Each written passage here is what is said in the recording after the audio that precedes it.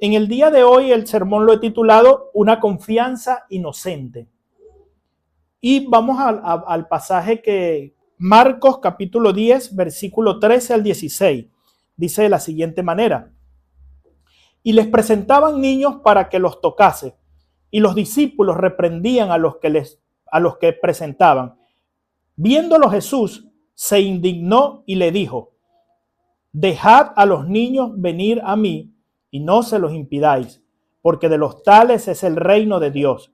De cierto os digo que el que no reciba el reino de Dios como un niño, no entrará en él. Y tomándolo en los brazos, poniendo las manos sobre ellos, los bendecía. Una confianza inocente.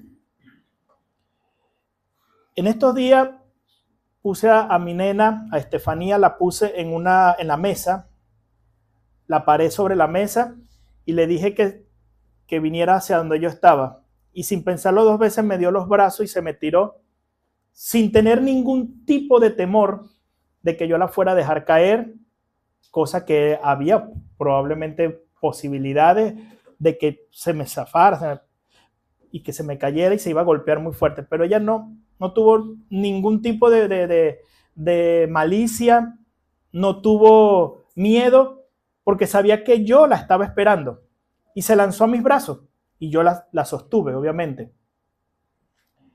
Y al mismo tiempo yo veo con la confianza con que ella se deja cambiar la ropa de su mamá, al mismo tiempo como ella permite que nosotros la bañemos, le hagamos todo lo que requiere un niño en sus cuidados, y no tiene ningún tipo de reparo, ni de temor, ni de malicia.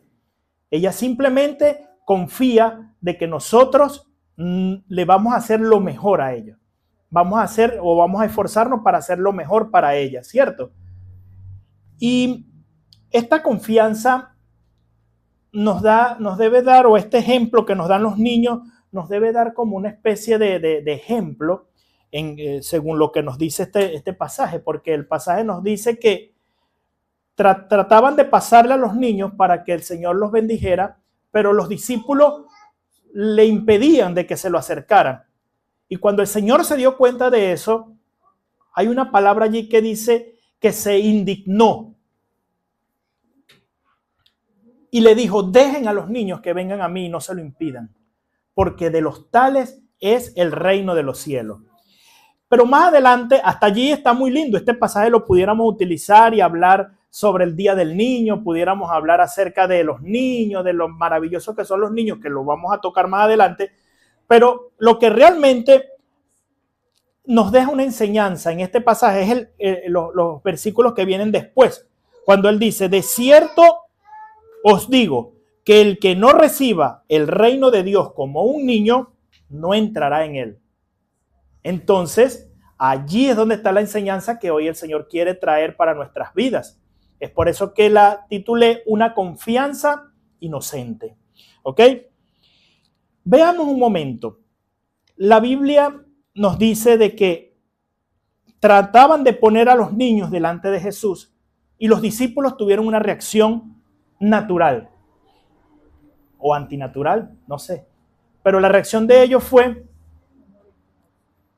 ponerse en medio como un paredón entre Jesús y el niño. Y qué tremendo, porque ahora lo vemos desde este punto de vista y decimos: qué diabólico que es esto lo que pasó. No, yo no voy a permitir que mis niños se acerquen a Jesús. ¿Usted en este momento diría eso? ¿Ah? Usted diría en este momento: yo voy a la iglesia todos los domingos, pero mis niños que se queden en la casa, yo no voy a tener nada que ver con que ellos se acerquen a Jesús. No, al contrario, los padres hoy en día procuran traer a los niños, incluso a regañadientes, vienen algunos. A menudo vienen acá y dicen: tengo frío, no quiero ir, mañana tengo clase, estoy cansado, mañana no me voy a querer levantar. Y los padres llegan y le dicen: no, señor, usted se levanta y vamos a la iglesia, porque si yo voy, usted también va. Porque si yo me acerco a Jesús, usted también se tiene que acercar a Jesús. Pero aquí la escena que vemos en este pasaje es muy distinta. Vemos a los niños de este lado, a Jesús de este lado y a los discípulos, los alumnos del Señor, los que supuestamente tenían que tener toda la visión del Señor, parados enfrente, reprendiendo a las personas que le querían acercar a los niños a Jesús. Y es aquí donde viene la respuesta o la reacción de Jesús, que la Biblia dice que el Señor se indignó. Y esta palabra, más que indignar, lo que denota en el original es que le dio tristeza, que la rabia que le dio le produjo tristeza a Jesús. Esa indignación que tuvo Jesús era más que rabia, de ese coraje, esa ira que nos puede dar a nosotros, esa bronca, era una tristeza que le dio en el corazón al ver que no sabían nada, que no habían comprendido nada sus discípulos y que básicamente ellos estaban poniendo una barrera entre un miembro de una familia con Jesús. Y es porque yo se los explicaba en el sermón anterior, les decía que en el momento en que Jesús vivió, el estatus de un niño era el más bajo de todo. Prácticamente los niños no tenían ningún tipo de derechos en la época de Jesús. Eran propiedad y solamente propiedad de los padres en ese momento. El estatus casi al nivel del siervo. De hecho, era el mismo estatus del nivel del esclavo de la casa. Hasta que no crecía y cumplía los 18 años, no pasaba nada con ese niño. Entonces, ¿qué pasa? Cuando los discípulos ven, ya va, me están trayendo estos niños, esto no tiene ningún valor básicamente. A mí me interesa que el Señor bendiga a los grandes, a las personas que van a poder comprender y que van a poder entender el mensaje. Y es porque acuérdense que los discípulos estaban esperando que el Mesías levantara un ejército para pelear contra los romanos.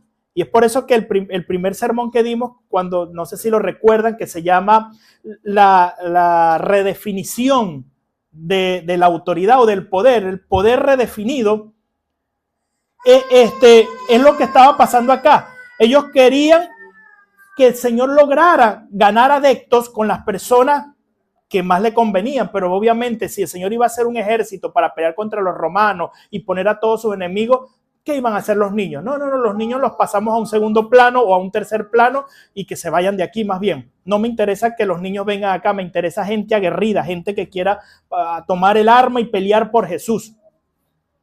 ¿Sí me están entendiendo lo que les digo? Ellos tenían una jerarquía errónea en su mente.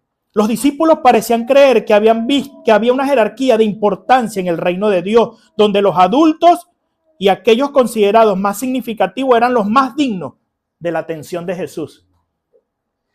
Pero resulta ser, hermano, y vamos a los días de hoy, que todo el que está acá en la iglesia es tan igual y digno de escuchar la palabra de Dios. No podemos relegar la predicación de la palabra solamente a los grandes. Me da tanta tristeza, y siempre lo hablo con Onelsi y con Irmalesa esto, me da tanta tristeza porque en el púlpito donde está la gente grande, la gente ya adulta, se predican maravillosos sermones, donde la gente provoca chuparse los dedos, mejor que un asado. Pero a los niños le ponen una hojita para que dibujen el arca de Noé y le enseñan cualquier tontería y el niño se va sin saber nada. Siempre hago lo mismo con mis hijos cuando van a la escuela dominical de otra iglesia y le digo, ¿qué te enseñaron? Y allí es donde yo saco muchas veces la conclusión. Para los grandes todo, pero para el chiquito lo peorcito. Qué malo, ¿verdad? Ojalá esto no salga por las redes y que vayan a decir que yo estoy hablando mal de las iglesias, ¿no? Pero créanme, hermanos, que nosotros nos estamos tratando de esforzar para que nuestros niños reciban una educación de excelencia en la obra del Señor. Hace poquito estaban viendo los niños una serie llamada Teo. Y esta serie les ha enseñado a los niños principios como el perdón, la redención, la justificación, la salvación por gracia y así. Ya nuestros niños están aprendiendo estos principios desde su tierna edad Y cuando crezcan y tengan que enfrentarse a la vida, van a saber cómo hacerlo con la palabra del Señor bien clara en su mente.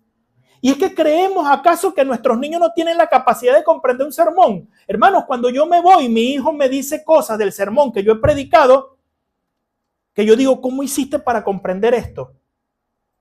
Ellos tienen capacidades también para entender la palabra de Dios. Y muchas veces los adultos estamos pensando en el trabajo de mañana, estamos pensando en muchas cosas cuando el niño está enfocado en lo que está diciendo el pastor. Por ahí capaz no está en los 40 minutos del sermón, no está atento, pero algo queda de ellos. Así que es muy importante que nuestros niños reciban una buena educación como los adultos también. Una concepción equivocada del reino de Dios tenían los discípulos. Los discípulos tenían una comprensión limitada del reino de Dios y por eso era que pensaban que en el reino se centraba solo el poder, la autoridad y quizá en la capacidad de comprender las enseñanzas profundas. Ellos decían, no, los niños no tienen esta capacidad. En su mente, los niños que no tenían autoridad ni poder y que tal vez no podían comprender plenamente las enseñanzas de Jesús, no eran los candidatos adecuados para recibir la atención correcta del Mesías o person to person del Mesías. Pero el Señor les voltea la ecuación en este caso y les dice, tráiganme a los niños. Y les dice, no le impidan que se acerquen a mí, porque de ellos es el reino de los cielos. ¿Cómo es eso que es del reino de los cielos? Yo estoy esperando que tú vas a ser el rey que va a tomar una espada, un caballo y se va a parar frente al romano. No, así es el reino que yo traje. Así como este niño que está acá, es como yo quiero que se establezca mi reino en esta tierra. Y es por eso que el mensaje de Jesucristo era tan revolucionario. Y ya se los decía, antes les decían, si alguien te saca un ojo, sácale tú otro. Si alguien te da una bofetada, dale tú dos. Si alguien es tu enemigo, ódialo. No tienes derecho de amarlo. No tienes por qué amarlo. Y cuando viene Jesús le dice, si alguien te pega en una mejilla, ponle la otra. A tu enemigo tienes que amarlo. Si te ponen a cargar una milla, llévale dos. Llévale dos.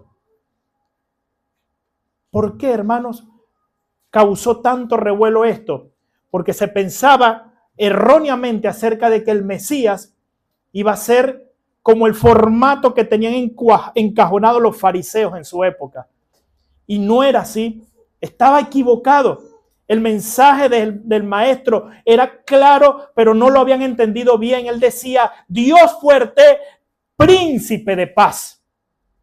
Y cuando entró a Jerusalén, entró montado en un pollino, mostrando que él traería la paz a esa nación y al mundo. Comprendieron todo al revés. Y es por eso que ahora Jesús le vuelve a dar una enseñanza y le dice, así como este niño, es que yo quiero que ustedes entren al cielo. Y a ver, 3 características rápidas de un niño. Su fe inquebrantable, en primer lugar. Usted le dice a un niño una cosa y ese niño lo va a aceptar tal y como usted se la dice. Y lo va a creer. Y lo va a mantener. Y va a vivir por eso. Una vez andaba yo caminando por la ciudad con un amigo. Desde aquí los saludos, se me va a estar viendo, Edgardo. Y nos encontramos un niño en una vereda. Y él llegó y se detuvo, ya va, hermano, y se devolvió. Paró donde estaba el niño y le dijo un montón de cosas predicándole el evangelio.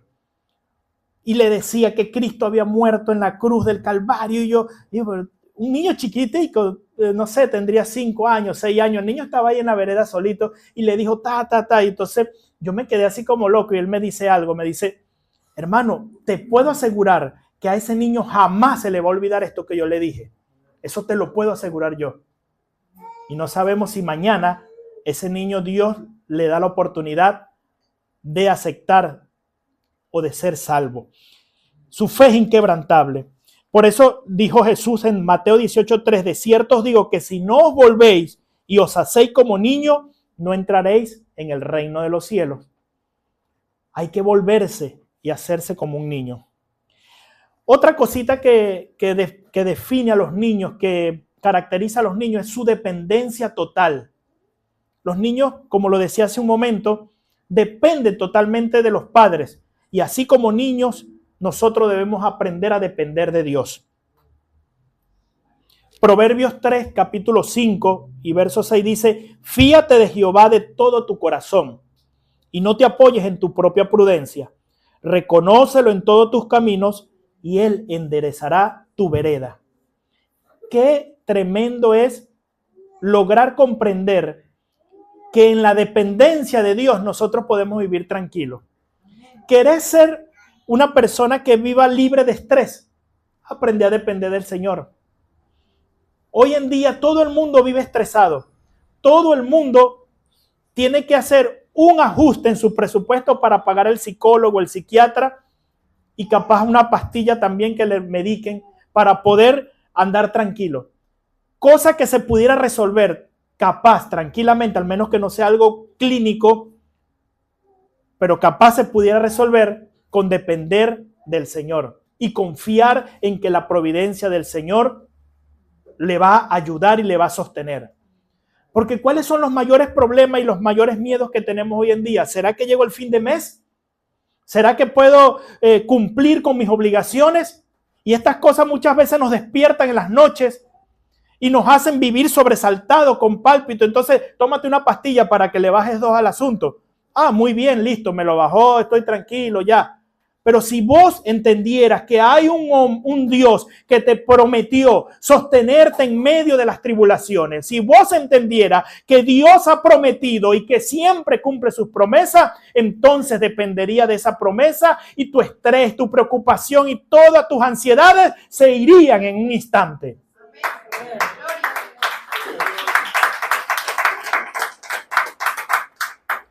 Pero seguimos empeñados en fiarnos en nuestra propia fuerza. Es que nos encanta tener el control. Nos encanta tener el control de la barca. Siempre nos ha encantado. Y cuando se nos negocia el asunto de darle el control a Cristo, entonces allí nos metemos en lío.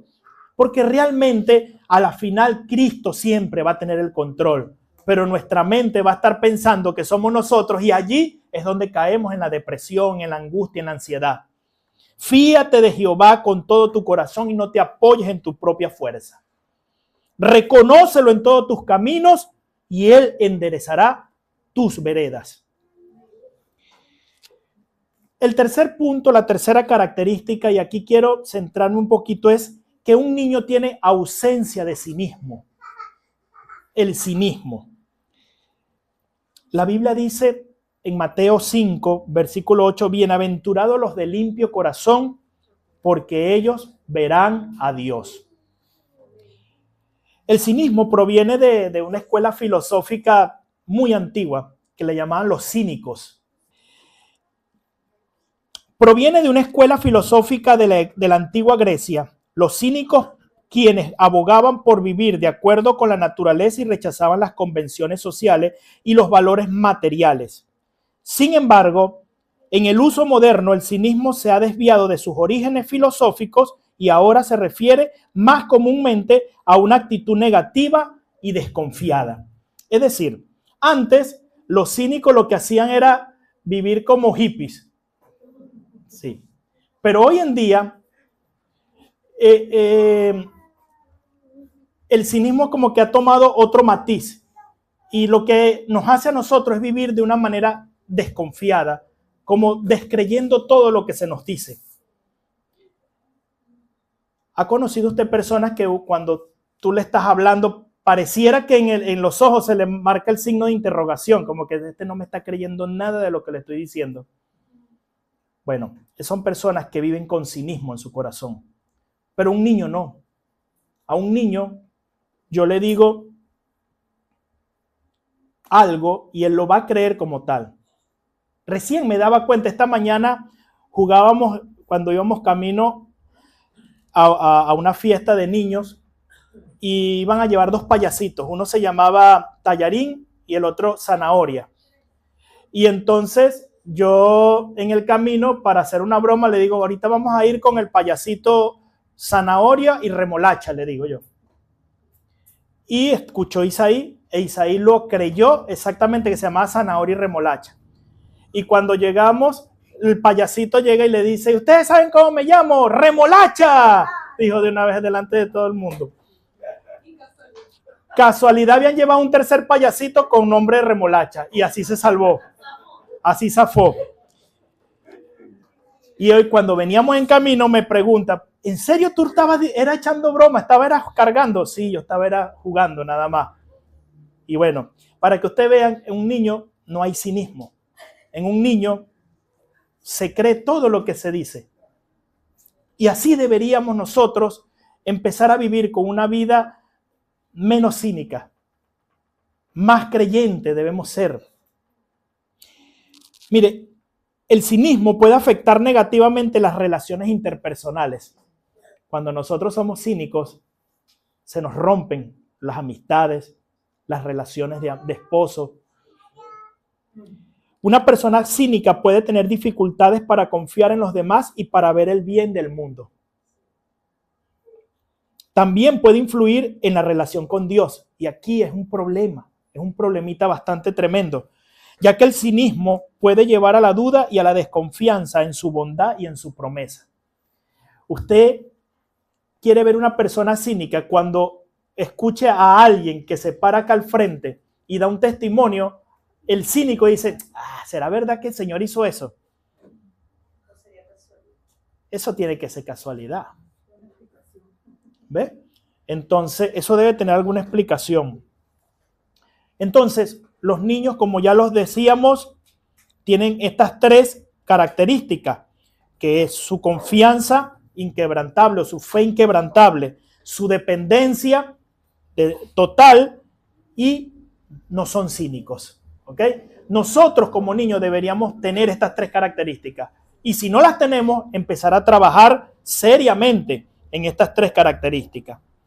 Así que, hermanos, ¿qué debemos hacer para empezar a parecernos a niños? En primer lugar, identifiquemos las áreas en donde la duda se apodera de nuestras vidas. Empecemos a trabajar en nuestra mente. ¿Qué cosas son las que me traen duda a mi mente? ¿Qué cosas son en las que yo soy débil en la fe? Empecemos a identificarlas. ¿Qué cosas me hacen ser débil en mi fe y en mi compromiso del día a día? Pueden ser las relaciones personales, tal vez. O capaz, en mi vida espiritual estoy débil porque el cinismo no me deja. Ni creer que Dios puede hacer algo por mí, ni creer que Dios puede hacer algo por el hermano, ni creer que Dios está haciendo algo realmente en nuestras vidas. En nuestro trabajo, en nuestra vida diaria, siempre pensamos que nuestro jefe nos quiere robar. Siempre estamos pensando que se quieren aprovechar de nosotros o que aquel no se merecía el aumento si no era yo. Y vivimos en esta disyuntiva todo el tiempo, pensando que no recibimos lo que merecemos, sino que estamos siendo maltratados, todo esto. Y eso nos lleva a una vida de amargura siempre. La Biblia dice en el Salmo 37:5, encomienda a Jehová tu camino, confía en Él y Él hará. Entonces, hermanos, deberíamos empezar a hacer un ejercicio espiritual en el cual nosotros entreguemos nuestra vida al Señor y todas estas cargas, todas estas cositas que nos hacen apartarnos de una comunión clara y de ser como niños, deberíamos entregarla. La Biblia dice en 1 de Pedro 5:7, echando toda vuestra ansiedad sobre Él, porque Él tiene cuidado de vosotros. ¿Sobre quién estás echando tus ansiedades? ¿Será que estás descargando tus ansiedades sobre tu esposo? Muchas veces pasa eso. O la mujer descarga las ansiedades sobre el hijo, o el hombre descarga las ansiedades sobre su esposa o sobre sus amigos. La Biblia dice, echa todas tus ansiedades sobre el Señor. Él va a tener cuidado de ti. Él es el que puede tener cuidado de ti.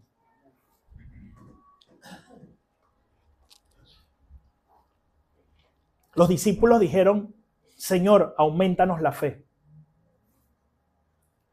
Y yo creo que es una oración bastante válida, que nosotros oremos al Señor, aumentanos la fe. ¿Queremos tener una fe inquebrantable? Oremos al Señor. ¿Queremos vivir una vida agradable al Señor? Pidámosle al Señor. ¿Queremos aprender a tener sabiduría? Lo dice Santiago, pídale al Señor, Él la va a dar, sin reproche. Concluyo con esto, hermanos. ¿En qué áreas de tu vida has permitido que el cinismo o la desconfianza reemplacen la fe sencilla y pura de un niño? Y aquí es bueno que reflexionemos un poco en esto. ¿Cuáles son las áreas que no me dejan vivir como un niño? Con una fe simple, pura, sencilla, como la de un niño. ¿Qué es lo que me está haciendo dudar? Y allí vamos a atacar el foco de ese asunto. En fin, todos tenemos una pata coja en cuanto a esto. Y siempre hay algo con lo cual nosotros estamos luchando.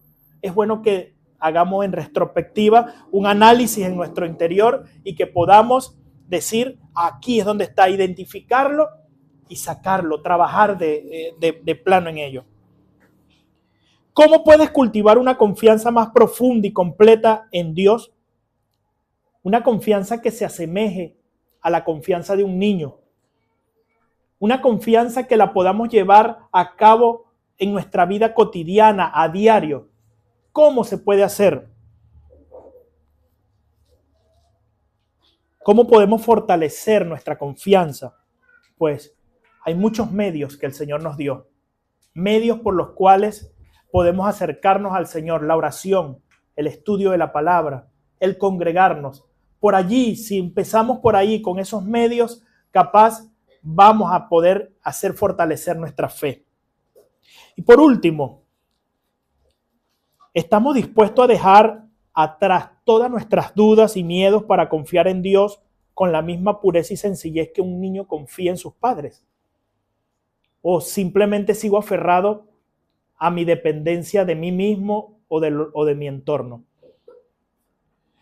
Muchas veces, y esto los padres de familia lo saben, hemos tenido que tomar decisiones que involucran muchas cosas como el sostén de la familia, pero sabemos que Dios nos está mandando a hacer un cambio en nosotros y lo hacemos. Y ahí nos damos cuenta que el Señor nos bendice. Es necesario que cada vez nos replanteemos en esto. Salmo 56:3 dice, en el día que temo, yo en ti confío. Usted tiene temor, confíe en el Señor. Filipenses 4:6, ya con esto cierro, dice, por nada estéis afanosos, si no sean conocidas vuestras peticiones delante de Dios en toda oración y ruego, con acción de gracia. Y luego dice algo tan hermoso, y la paz que sobrepasa todo entendimiento guardará vuestros corazones y vuestros pensamientos en Cristo Jesús. Que esta paz sea la que inunde nuestros corazones, que delante del Señor se puedan empezar a escuchar nuestros ruegos, nuestras peticiones y que ya no andemos afanados. El Dios que te proveyó ayer no se ha muerto, te va a proveer mañana. El Dios que obró en tu vida ayer, Él sigue estando obrando en la tuya. Así que puedes descansar y no vivir afanado. Deja que amanezca y vas a poder dormir tranquilo. Deja que cada día tenga su propio afán. Ocúpate nada más en las cosas que tenés que hacer.